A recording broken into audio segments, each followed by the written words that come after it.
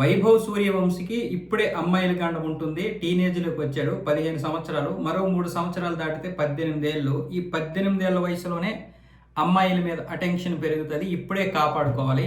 ఈ 5 సంవత్సరాలు చాలా కీలకం. ఈ 5-6 సంవత్సరాల్లో వైట్ బాల్ క్రికెట్ని శాసిస్తాడు.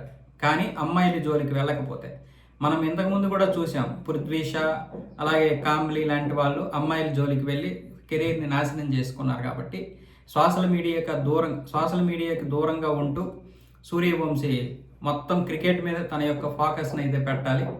అవసరమైతే దీనికి ట్రైనింగ్ కూడా తీసుకోవాలి. సోషల్ మీడియాకి దూరంగా ఉంటూ అమ్మాయిలకి దూరం జరుగుతూ అంటే దగ్గర అవ్వకుండా ఉండడం కోసం తల్లిదండ్రుల సలహాలతో పాటు కోచింగ్ కూడా తీసుకొని తన యొక్క ఏదైతే క్రికెట్ ఉందో ఈ క్రికెట్ని శాసిస్తాడు.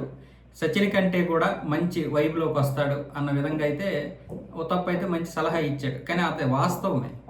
అమ్మాయిల జోలికి వెళితే అది నాశనం, అందులో ఎటువంటి సందేహము లేదు.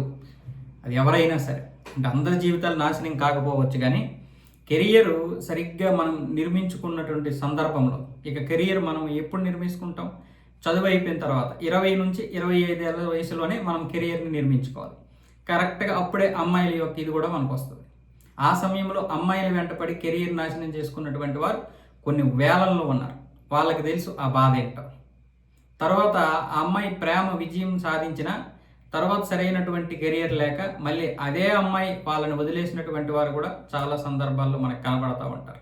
కాబట్టి వైభవ్ సూర్యవంశీ లాంటి వ్యక్తిని ఈరోజు చాలామంది ప్రశంసిస్తున్నారంటే ఆ ప్రశంసల్ని, ఆ యొక్క వచ్చినటువంటి విజయాన్ని కాపాడుకోవడానికి నిజంగానే చాలా ప్రయత్నం చేయాల్సి ఉంటుంది.